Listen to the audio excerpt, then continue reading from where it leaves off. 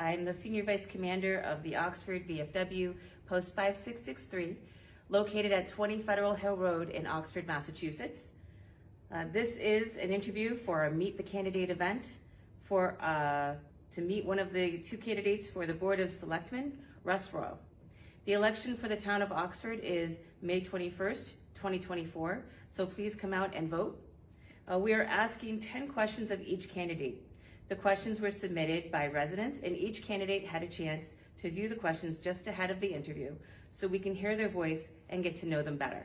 So let's get started. Good evening, Russ. Good evening, Laura. So we're going to just start in with the questions, if that's okay. Fine. Question number one. Both candidates live along the same street, just a couple of doors down from each other. You're basically neighbors. Did you know of each other running before you each qualified as candidates? And how does it feel to be running against a neighbor? So I don't believe we've met, and I did not know Mr. Robbins when I took out papers to run. So certainly nothing personal. It just, I thought that I could do a better job and had more experience in job as selectman. And so again, nothing personal. I consider everybody in town my neighbor.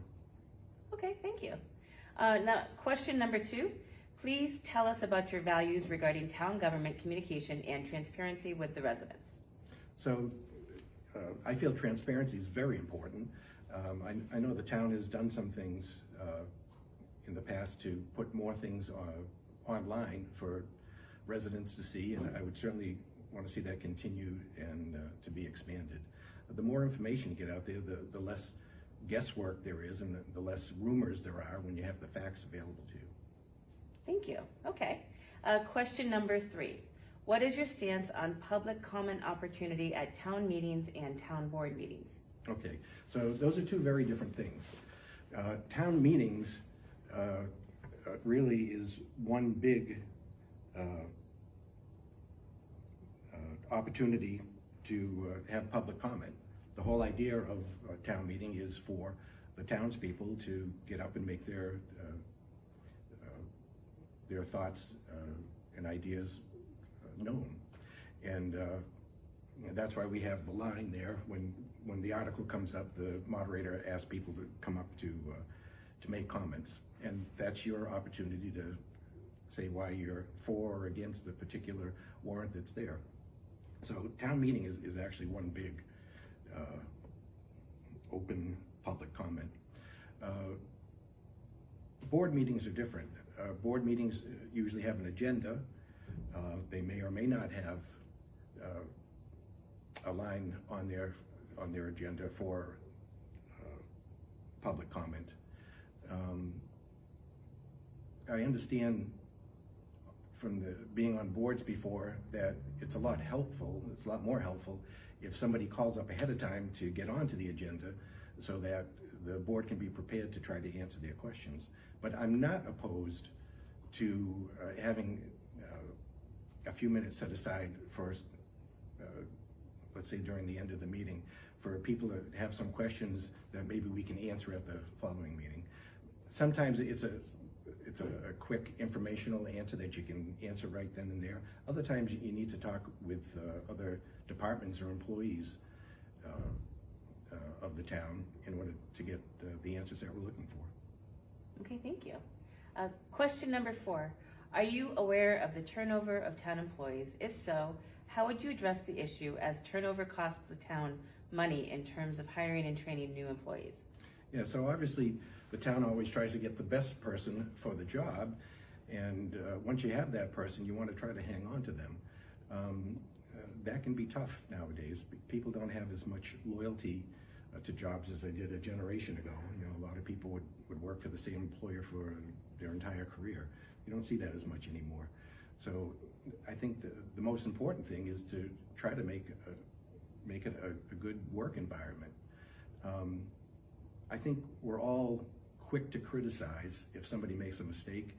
I truly believe, especially if you're on a board, that it's very important that you are quick to compliment also. If somebody's doing a good job, take a moment and poke your head in the office, or when you see them on the street, stop for a moment and say, you know, I really like how you did such and such. And it makes them feel a lot better, it makes them feel valued, and it's just a good way of doing business. Private businesses do that, and town government should do that too. Great, thank you. Thank you very much. Question number 5. What would you do about the roads in Oxford to make them more drivable for the residents? So that's a toughie, obviously, because it's very expensive. I think we all agree that we need new roads and we need better roads. What the sticking point is how to pay for them. If there was a way to get free roads repaired, then we would all vote for it immediately. But unfortunately, that's not how things work. So the town has come up with 2 proposals in the last few years, but the voters determined that it was too expensive. And I certainly understand that. You know, we all have a budget at home, and the town has a budget also. And you have to try to live within that budget. We would certainly try to get as many state and federal grants as we could to do repair work. And beyond that, it's going to continue to be piecemeal as it is now. So we would certainly need to keep looking for a solution. But the 2 that have been proposed so far were just too expensive. Okay, thank you. Question number 6. How would you approach nature conservation for the town? So Oxford is blessed with the Hodges Dam conservation area. So there's a lot of trails through there. I think there's frisbee golf, is that what it is?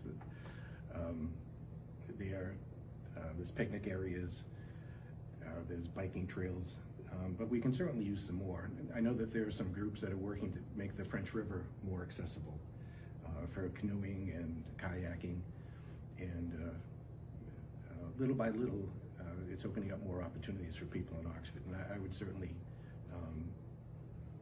support that. And again, if we can get any state or federal grants to help us in that way, we can.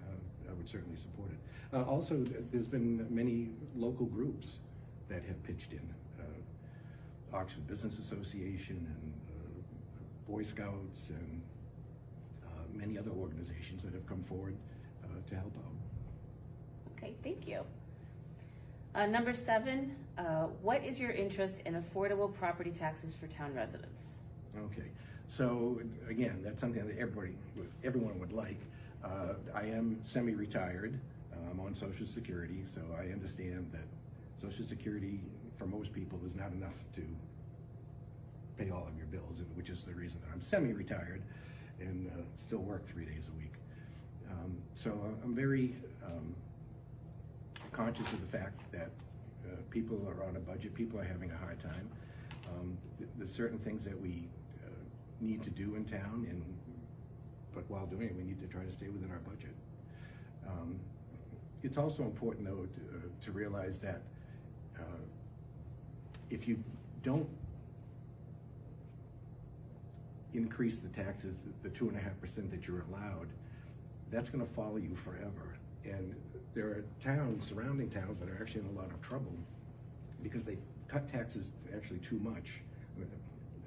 I hate to say that it's like, you shouldn't say that. There's no such thing as cutting taxes too much. But in this case, for your budgets in the future, it really has a negative effect on the town. And Oxford's been very good about that as far as doing what the state has required, for example, for school spending, and maybe even a little bit over what they've required. But we're not a rich town, and we don't have the ability to go way over the amount as much as the need might be there.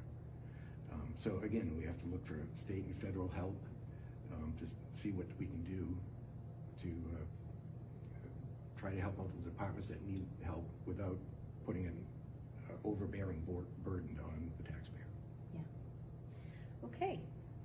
Number 8, there was a lot of controversy at the last town meeting, and the meeting lasted hours. There was childcare provided, but having children up until midnight so their parents can attend the town meeting is a disruption to the families. How would you work with the town to manage these meetings better? All right. This one I definitely have some opinion on. the fact that I was town moderator for 15 years, I can try to help with some answers there. During the last 15 or 16 years, I've seen a slow but steady change in the attitude of the people that are attending town meeting. The first year that I started there, I remember making a couple of jokes during town meeting. People thought it was humorous. It kind of loosened things up a little bit. I don't know that you could do that now. People are so going head to head, and are so emotional. I think you need to step back and remember we're all part of the same community. One thing that I learned a long time ago is that I can disagree with you without disliking you. I think that's important. We can agree to disagree.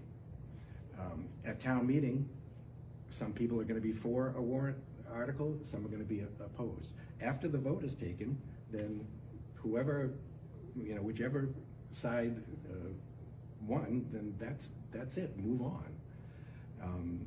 There's no reason for all the animosity and negativity and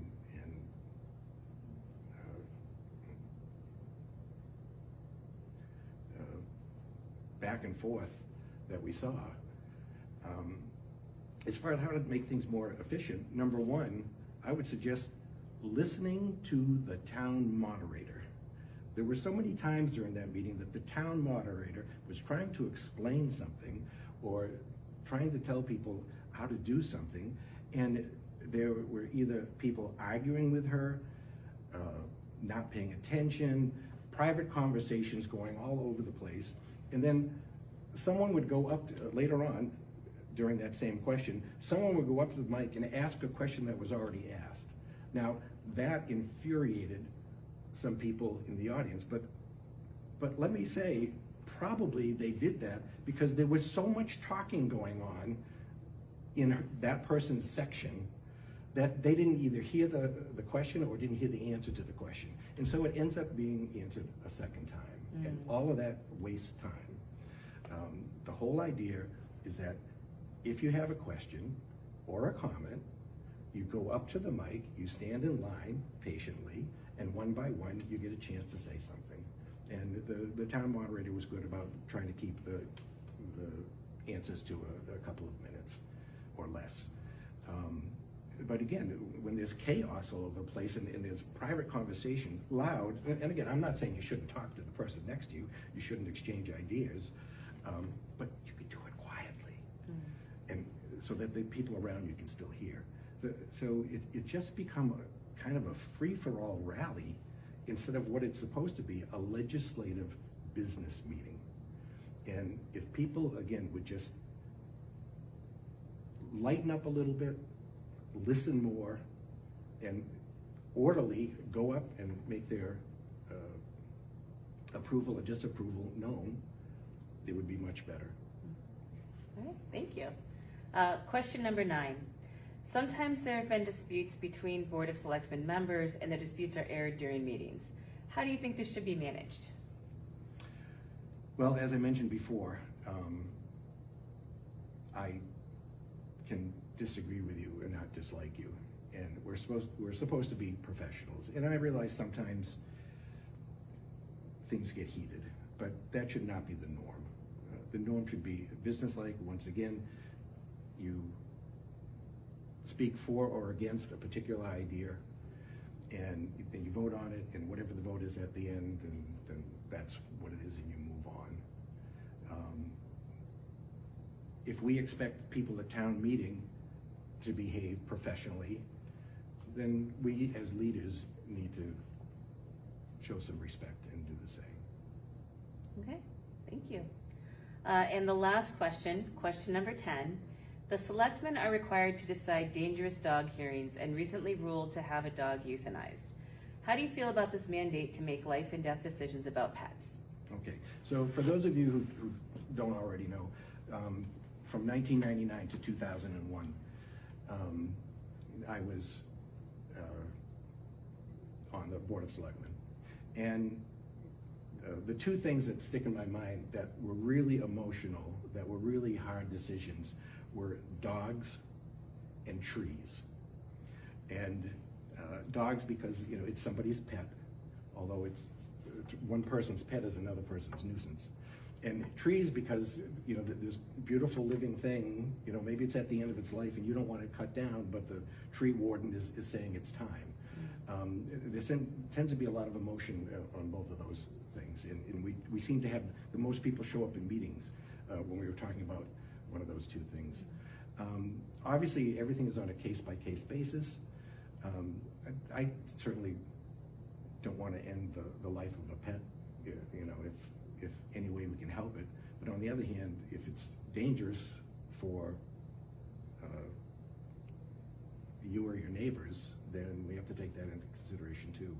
And unfortunately, I just heard, I think it was this weekend, down in Georgia maybe, the neighbor's dogs came and killed a mother of three, you know, mauled a mother of three to death.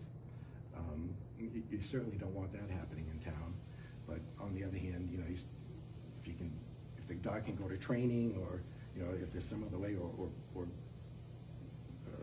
move to maybe a farm, or you know, somewhere that's doesn't have as many people, or you know, maybe people make the dog very nervous, and another location like a farm that's a little more quieter, or has other animals, might be a better situation. So yeah, always hard, but it's got to be on a case-by-case basis.